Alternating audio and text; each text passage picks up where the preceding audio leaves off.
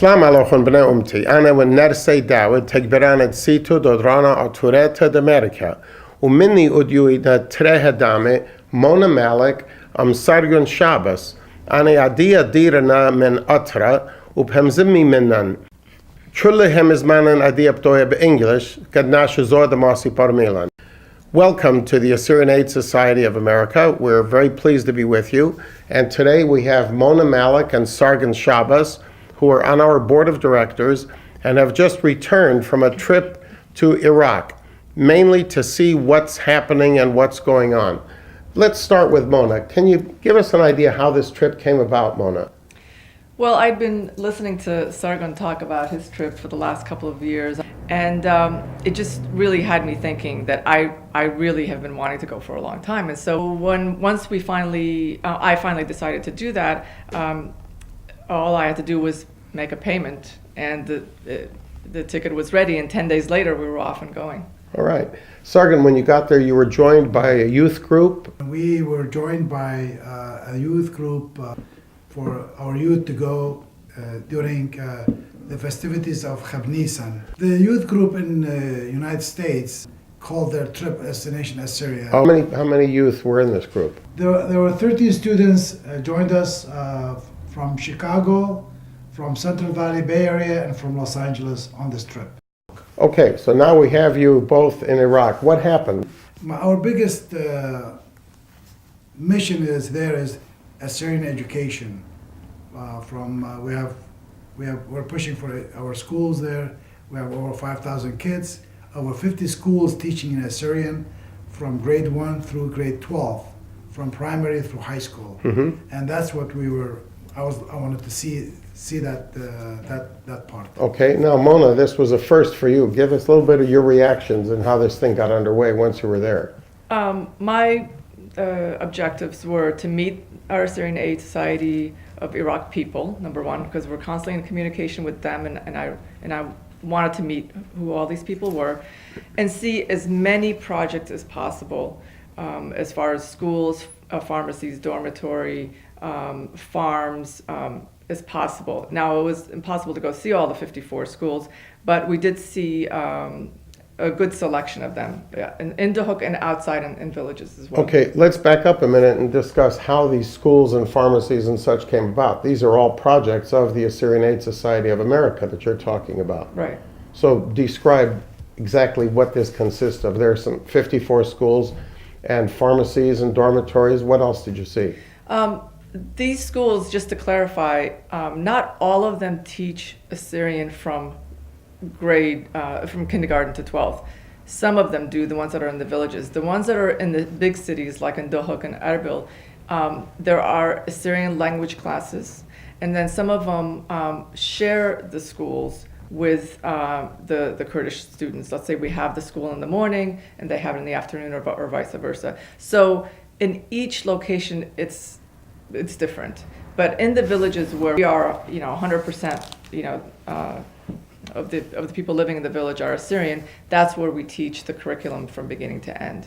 And so we did see a good cross-section of all those kinds of schools. Okay, now you're talking about the curriculum in Assyrian. That curriculum we translated quite some years ago, and it needs upgrading and updating. Right. What did you find is happening with that? Well, one of the things I could show you is that right now, because we lack the translation into Assyrian from the new curriculum, what they've had to do is to piecemeal it with Xerox copies like this. So their books consist of Xerox copies, and instead of these nice, colorful, bound books. So right now, the largest projects we have is to convert the curriculum into textbooks that are printed like this in color in all the grades. So the director of the school curriculums, Rabbi Farid Yaqub, is going to Lebanon actually to start that process. Now, we should also mention that the Assyrian Universal Alliance Foundation gave $30,000 towards this project.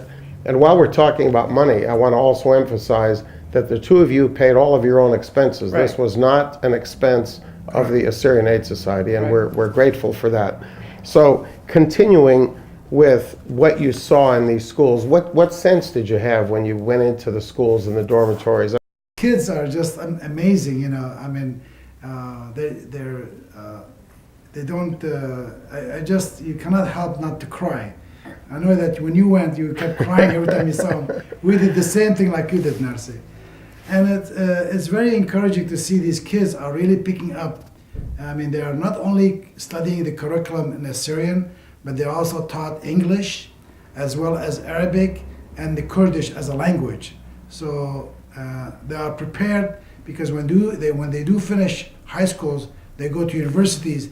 They have to either be some of it in Arabic and most of it is in English, so they can continue studying university and graduate from universities.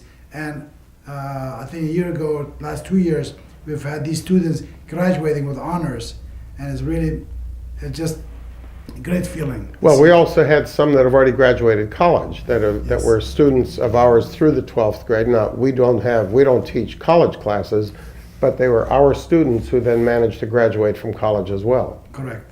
What's the age group of the children in the dormitories? Oh, they're all university students, so any freshmen to until they finish. And in the college, are there any Assyrian language classes, or is that totally in Arabic at that stage? At this point, as far as I know, the only Assyrian language classes are in Baghdad. Baghdad. But that's the next step. Right, okay.